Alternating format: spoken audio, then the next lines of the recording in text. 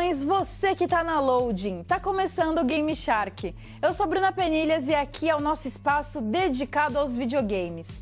Todos os dias a gente destrincha a história, as novidades e as curiosidades de um jogo diferente.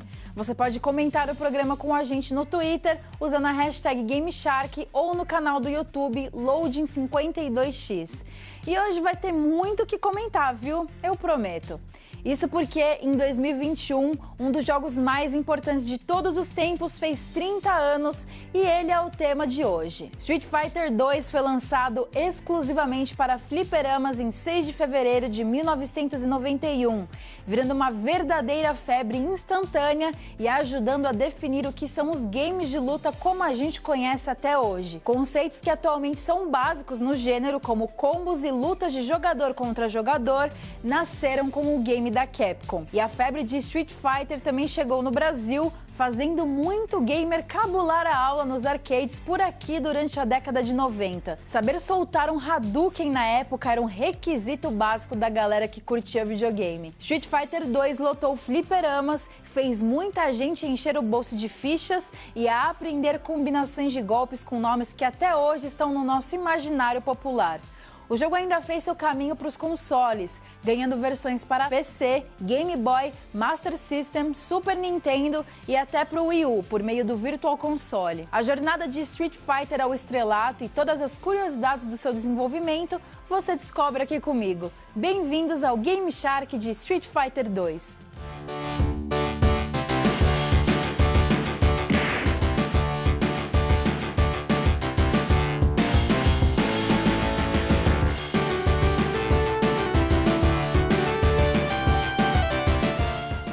Os fliperamas tomavam conta das lojas, restaurantes e galerias no Japão e no Ocidente nas décadas de 80 e 90. Essas máquinas receberam Street Fighter 2, considerado o pai dos jogos de luta e o título mais vendido da era de ouro do arcade.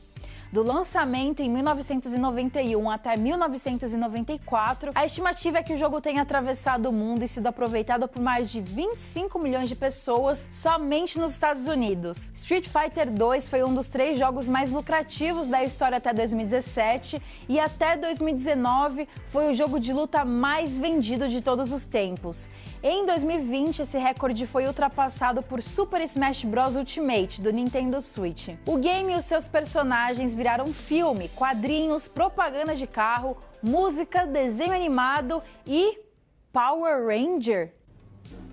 Para entender como Street Fighter 2 se tornou esse sucesso, a gente precisa voltar um pouco no tempo. Na década de 80, o mundo dos jogos de luta tinha alguns hits, principalmente como títulos como Double Dragon. Na época, competir ou jogar contra amigos nos fliperamas era basicamente escolher um game e batalhar pela pontuação mais alta. A ideia de ter uma luta PVP não era exatamente possível e comum. A Capcom viu nessa situação uma oportunidade de apostar em uma jogatina que colocasse 2 jogadores, um contra o outro.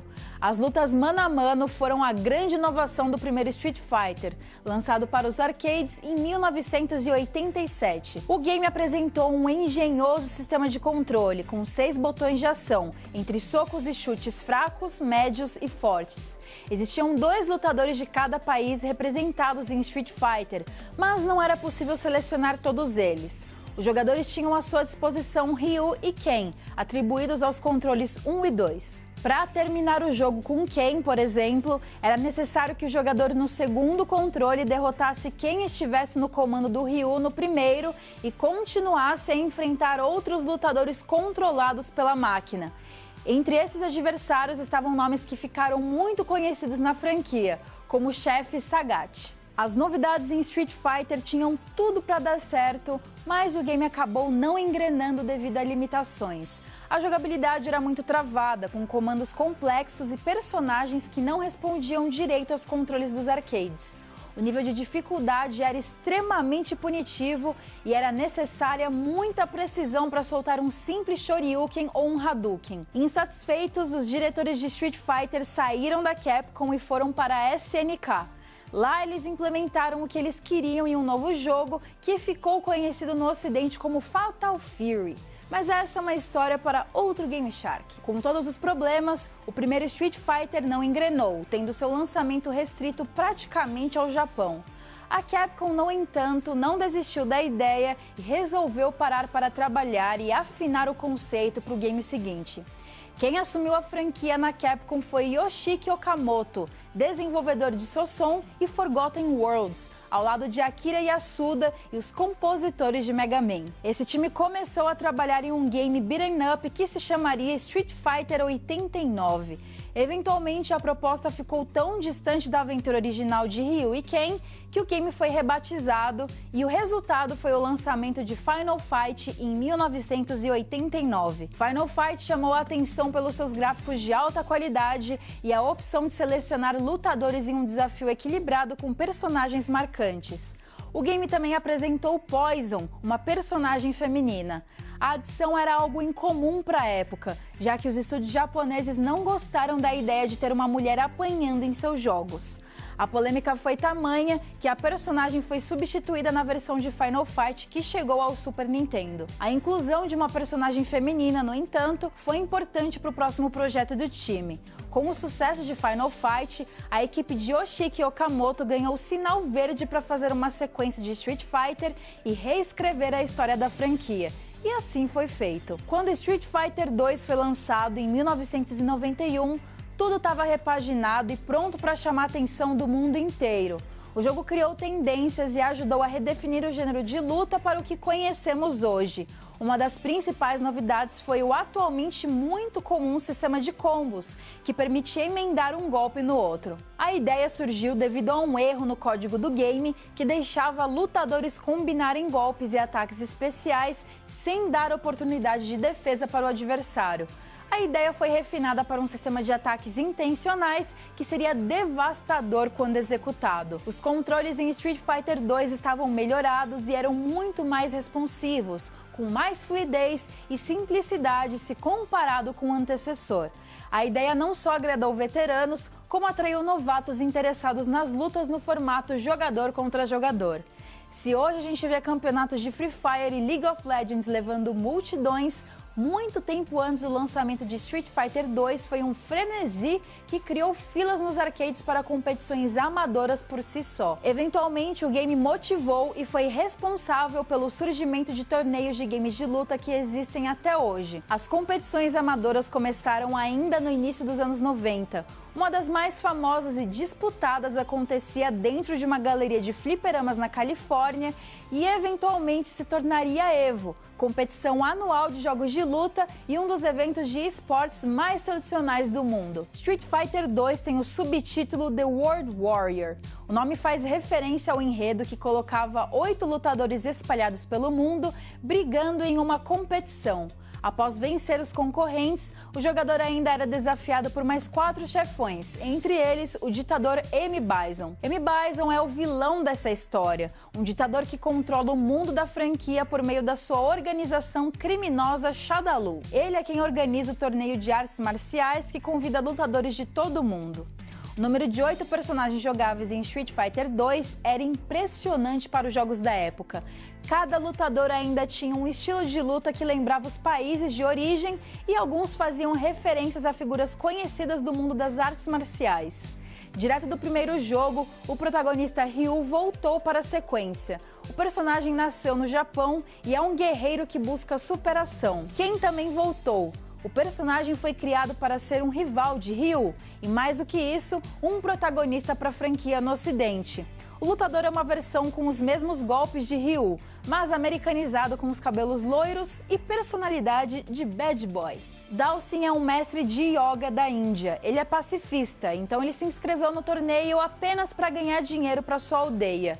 Ele é baseado em um lutador do filme O Mestre da Guilhotina Voadora, de 1975. Tem até uma teoria que indica que Dhalsim usa um adereço com caveiras de pessoas que morreram em sua vila pela pobreza e doenças. Com inspiração no hinduísmo, o personagem inicialmente teria 6 braços como Ganesha, mas a ideia ficou apenas em artes conceituais do game. Mesmo assim, Dawson é um forte lutador. Guile é um ex-militar da Força Aérea dos Estados Unidos que usa movimentos de luta livre. O personagem não tem sobrancelhas, o que deixou ele marcado, mas ele virou um meme mesmo pela sua trilha sonora. O meme diz que o tema musical do personagem combina com tudo e mostra montagens usando a canção em cenas versáteis, como uma luta de gatos. Segura aí esse precursor de 911 da Lady Gaga.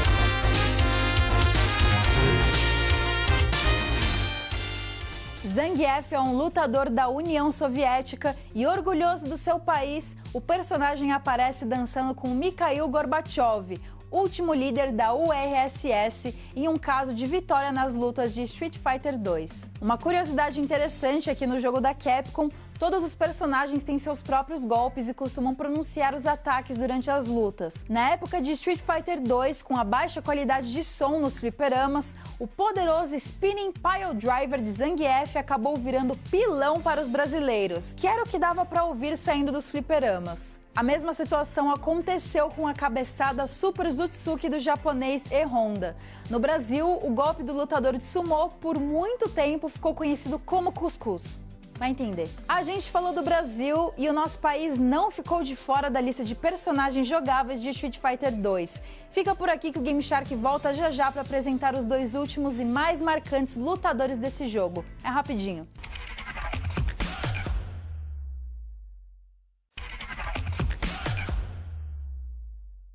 Estamos de volta com o Game Shark de Street Fighter 2. No último bloco, a gente estava lembrando os 8 lutadores jogáveis dessa sequência arrasadora. A gente falou de Brasil, então você já sabe qual é o próximo lutador dessa lista.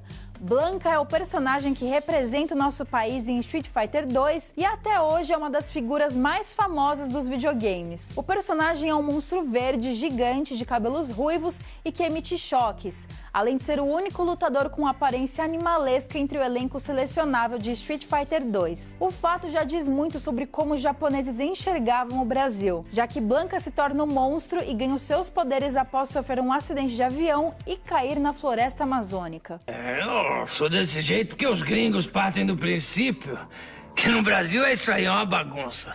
Chega aqui a macacada tudo solta por aí, é cobra pelo chão, um monstro verde ali no meio. Em Street Fighter 2, Blanka participa do campeonato de artes marciais para testar suas habilidades e representar a vila de pescadores em que mora. Mas enfim, as lutas do torneio de Street Fighter 2 são transmitidas pela televisão, o que faz Blanka reencontrar sua mãe, que vem morar com ele no Brasil. De todos os males, a adição de Blanka trouxe cenários brasileiros para a franquia, além de outros personagens do nosso país. Ao longo dos jogos, existem fases em comunidades cariocas, na Vila de Pescadores e no Porto de Santos. Inclusive, um beijo pro Prandas, que é o Caissara e fã de Street Fighter da nossa redação. Perfect.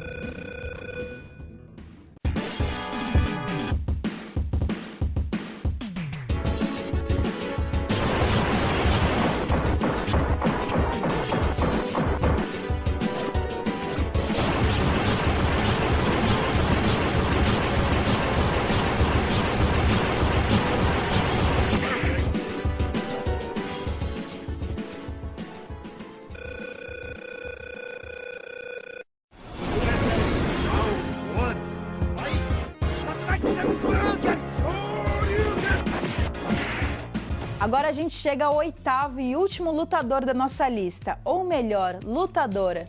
Chun-Li é a lutadora de Kung Fu que representa a China em Street Fighter 2. Quando não está lutando em torneios, a personagem é uma das agentes da Interpol. Chun-Li usa 2 tranças enroladas e presas, o que é um penteado de mulheres solteiras na China. O nome da personagem significa primavera bonita em chinês. Chun-Li é considerada por muitos a segunda personagem feminina jogável em um game de luta, ficando atrás apenas de Typhon Gao de Yona Sanshiro. Apesar da Capcom nunca ter admitido, Chun-Li tem semelhanças significativas com a atriz oriental Angela Mao, a Lady Kung Fu que rivalizava no cinema com Bruce Lee. A atriz é lembrada no Ocidente pelo seu papel como irmã de Lee em Operação Dragão, de 1973. Chun-Li tem uma história importante por ter ajudado a tirar as mulheres de um poço de fragilidade nos jogos, principalmente nos de luta. Personagens femininas eram vetadas em videogames, como foi o caso de Poison em Final Fight, ou apenas representadas como um objeto que precisava ser salvo. O maior exemplo talvez seja a Peach, rainha do Reino dos Cogumelos, que constantemente é sequestrada por Bowser nos jogos do Mario, sem reagir. Pelo menos isso mudou um pouquinho em Super Mario Odyssey. Por mais que em Street Fighter 2 Chun-Li ainda fosse uma mulher entre uma maioria esmagadora de lutadores e mais tarde sofresse com o processo de sexualização de personagens femininas, é inegável que a inclusão dela tenha sido um marco para os videogames.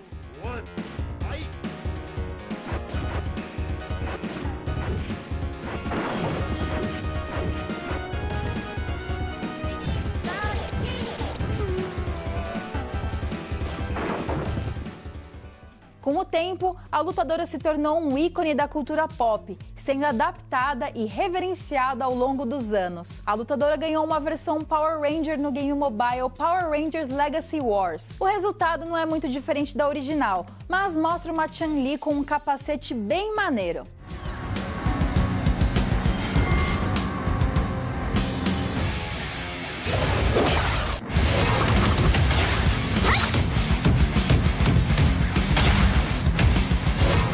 Chun-Li também já foi interpretada por inúmeros programas de comédia e televisão.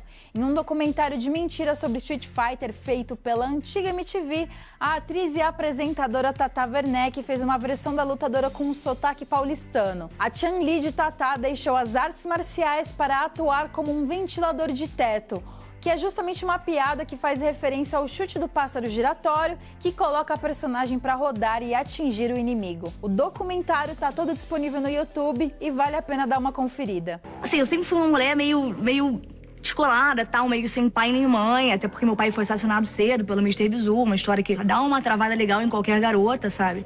Eu caía já desde cedo e tal, e a minha mãe e os roteiristas não tiveram nem o trabalho de criar. O Game Shark agora vai fazer uma pequena pausa no nosso papo, porque chegou a hora da gente receber os nossos amigos do Mais Geek. O que vocês trouxeram pra gente hoje?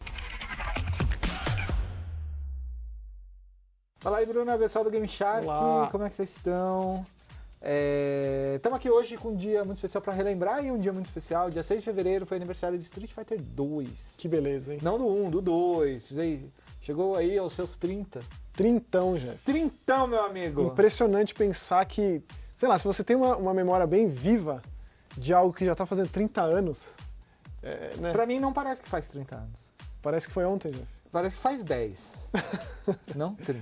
Perto de 30, 10 é quase ontem, anteontem.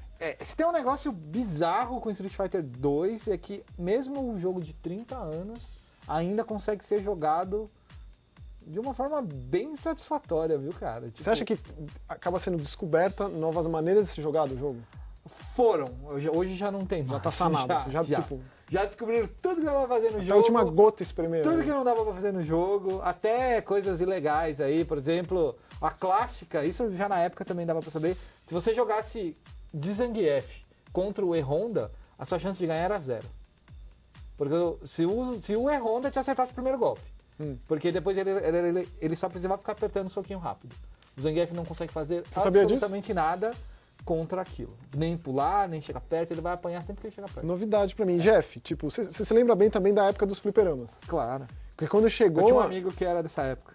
Porque quando chegou mudou tudo, assim, porque eu lembro de ter bastante jogo de navinha, ter bastante pinball, que essas coisas coexistiram, mas aquele lance de chegar o Street Fighter, tinha Street Fighter 2 no fliperama, as atenções eram todas voltadas pra ele. Sim, sim. Esquecia a Tartaruga Ninja, esquecia o Golden Axe, esquecia os beat'em ups ali que tinha, o Double Dragon. Era um novo gênero, né, que tava nascendo ali. Por mais que os jogos que você tinha dois personagens que se enfrentassem, já existiram em outros momentos, mesmo jogos de luta, tipo Karateka, Sim. tipo coisas assim. Karate Street Master. Fighter 2, eu não tô nem falando do 1. Um chegou aqui? Chegou a ter máquina aqui? Eu nunca vi. Que era uma máquina cara, Mas né? disseram, Problemática, quebrava fácil. mas é por causa da máquina original, que eram 2 botõezãos de pressão e tal. Mas o 1 criou o conceito dos golpes secretos, mas o 2 entregou o que o 1 queria entregar e não tinha conseguido. Então, eu acho que o gênero passou a ser contado a partir do 2. Assim, o gênero dos jogos de luta, com as mesmas regras, os mesmos fundamentos, os mesmos detalhes. Tipo, a disposição dos elementos de tela. Por exemplo, a gente tá esperando agora o Guilty Gear novo, o King of Fighters novo, que são jogos que são, assim, no alicerce Street Fighter 2. Claro. É surreal pensar Que uma coisa jogo dessa. de 91 ainda Não é? cria, ainda É a base. funciona de base. Sim. Não tem Eu como chamo- não associar. Pra galera que costuma dizer que os jogos de luta vieram antes com esses outros jogos, eu costumo separar Antigo e Novo Testamento.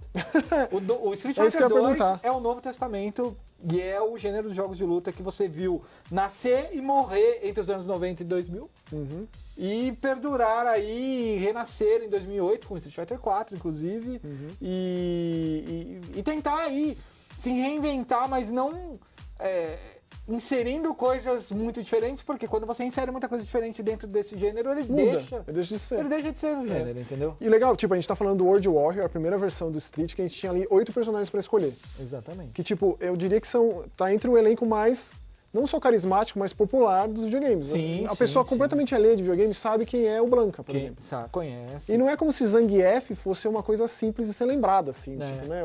Um E-Honda, um Dalsim. E era de uma inteligência, assim, genial da galera que montou esse elenco de personagens, porque você não podia escolher igual, né?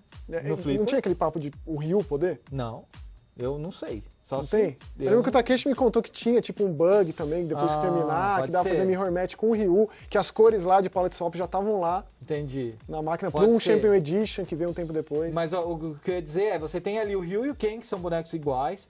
que vem do primeiro. Que vem no primeiro. Você tem o Blanca e o E-Honda, que são bonecos parecidos. Bonecos de Funcionam- charge, inclusive, eu gostava de funcionam da jogar. mesma maneira. Me sentia mais à vontade quando eu era criança Eu também. de dar a bolinha do Blanca do que dar um Shoryuken. Você tinha a Chun-Li, que era bem diferente, você tinha o Gaio, que era bem diferente, o Guile. o Zangief.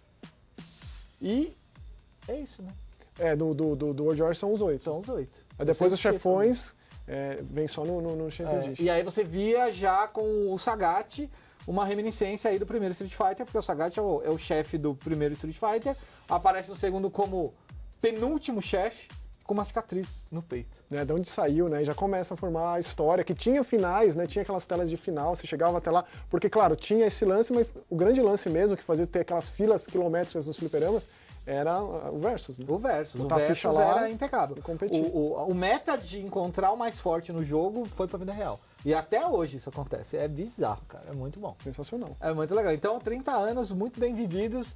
E eu acho que ainda vai servir de mote aí pra muitos outros jogos no decorrer aí dos próximos 60 anos a gente vai comentar aqui também. Com certeza. Sem dúvida nenhuma. Com certeza. No nosso balãozinho de oxigênio e tudo. É isso, Bruno. Até mais. Tchau, tchau. Tchau, valeu. Street Fighter 2 furou a bolha dos jogos e se tornou uma obra da cultura pop com diferentes adaptações. Se você quiser desbravar mais desse universo expandido comigo, fica aí porque o Game Shark dos 30 anos de Street Fighter 2 volta já já.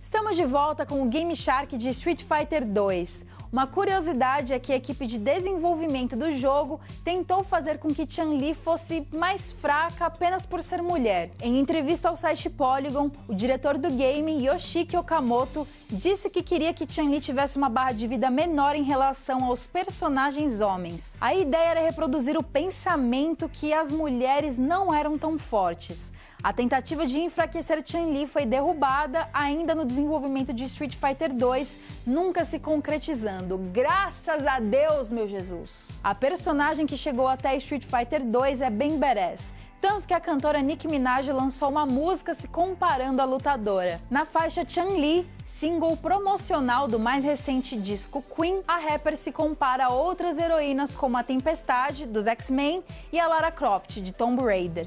Minaj até se veste como uma personagem de Street Fighter 2 em uma versão neon da clássica roupa da lutadora. Da música para os filmes e até animes, Street Fighter 2 fez tanto sucesso que levou a franquia para todo tipo de adaptação. A segunda temporada do anime High Score Girl levou os espectadores para uma aventura que tem Street Fighter 2 como foco. A animação retrata a cultura de videogames no Japão nos anos 90, auge dos arcades. A história mostra um gamer viciado que é totalmente incapaz na escola e nos esportes, que finalmente encontra seu par perfeito em um fliperama. Ela é sua colega de classe rica, Akira. As 2 temporadas de High Score Girls estão disponíveis na Netflix. A primeira apresenta franquias da Capcom, Sega e SNK. Já a segunda faz um mergulho em Street Fighter 2 e com uma razão. Os 9 episódios mostram o par romântico de protagonistas se tornando rivais nas competições de fliperama com o jogo durante o seu estouro no Japão. O enredo traça um paralelo da própria evolução dos novos sentimentos que os personagens passam na adolescência, com a própria evolução do jogo ao longo dos anos. Quer mais participação? Então toma participação! Zangief é o lutador russo que estreou em Street Fighter 2. Ele aparece na reunião dos vilões anônimos do filme Detona Ralph, da Disney, ao lado de M. Bison. O curioso é que Zangief não é exatamente o vilão no game da Capcom. O personagem é apenas um lutador que vai participar do torneio de artes marciais, mas aparece como vilão em 2 adaptações do game. Um jogo de cada vez, Ralph. Street Fighter 2 tem como enredo um torneio de artes marciais com os melhores lutadores do mundo. A história se aproxima um pouco de Yu Yu Hakusho, anime de Yoshihiro Togashi, que tem um torneio pós-vida. No episódio 9 do anime, a competição reúne um enorme número de participantes. Entre eles aparecem alguns rostos conhecidos de Street Fighter 2, como Ryu, Zangief, Dhalsim e o Honda. Mas olha, não só de participações e referências viveu o jogo de hoje. Street Fighter teve algumas adaptações. Algumas deram certo, outras nem tanto. 4 anos depois do seu lançamento, Street Fighter ganhou um filme chamado Batalha Final. O longa não foi exatamente o que os fãs pediram. A produção ignorou Ken e Ryu e colocou o soldado das Forças Armadas Guile como protagonista da história. O lutador foi interpretado por Jean-Claude Van Damme. A história se passa no fictício país de Shadaloo, em que Street Fighter é uma organização criminosa. O lugar sofre com a ação de um ditador, o General Bison. Para lidar com a situação, a ONU envia Guile para lidar com o vilão. Outros personagens como Ryu e Chun-Li vão se unindo à aventura pelo caminho. A Capcom financiou parte do filme e pediu agilidade na produção. Batalha Final entrou em desenvolvimento em 1993 para estrear em dezembro de 1994. Não é difícil prever o resultado. O longa sofreu com um roteiro capenga, péssimos efeitos especiais e atuações sofríveis. Para complicar ainda mais a situação, durante a produção do filme, Van Damme estava lutando contra um vício em drogas. O ator se atrasava para as filmagens e atrapalhou muito a agenda de gravações. O filme teve orçamento de 35 milhões de dólares, 8 só de salário para o Van Damme, e fez pouco mais de 99 milhões de dólares de bilheteria. Muito por conta do sucesso de Street Fighter. Mas olha, tem gente que defende que a produção é tão ruim que até fica boa. Bom, confira aí por sua conta e risco. O filme não agradou os fãs, mas não foi o fim derradeiro para as adaptações de Street Fighter.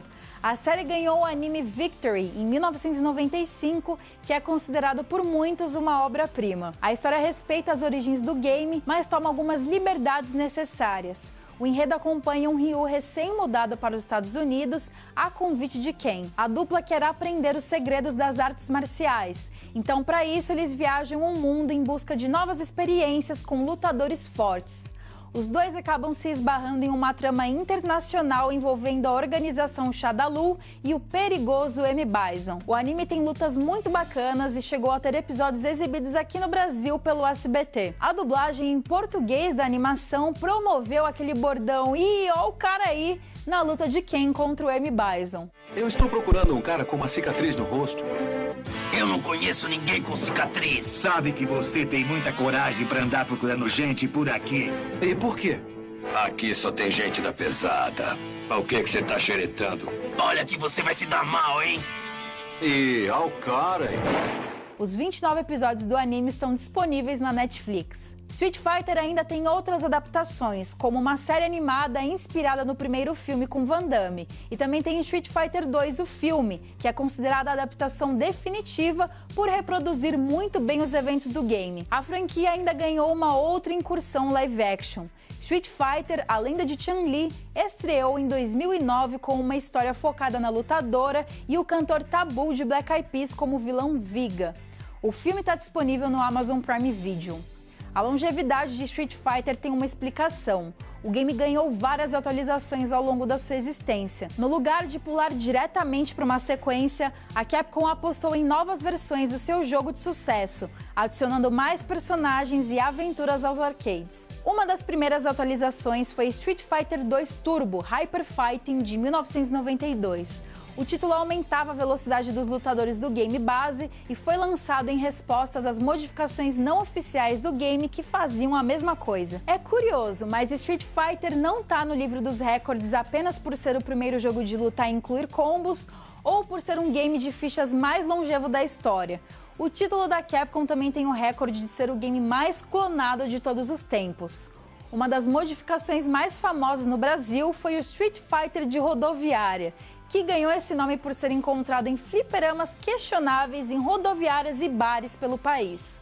O Street Fighter de rodoviária, na verdade, se chamava Rainbow Edition e foi desenvolvido em Hong Kong por meio de placas alteradas do game que se encaixavam em fliperamas. As placas eram mais baratas, o que justifica a existência dessa versão. A Rainbow Edition tinha mais velocidade nas lutas e algumas possibilidades, como lançar um Hadouken curvado ou mudar a posição do seu personagem com um start. Tirando as modificações, Street Fighter 2 ainda ganhou as versões Super em 1993, que adicionou mais personagens, e também a Champion Edition, entre muitas outras. Se você quiser mergulhar de cabeça na história da franquia, tem a coletânea de 30 anos de Street Fighter, que reúne todos os jogos da série principal até o Street Fighter 3. Ela está disponível para Switch, PS4, Xbox One e PC.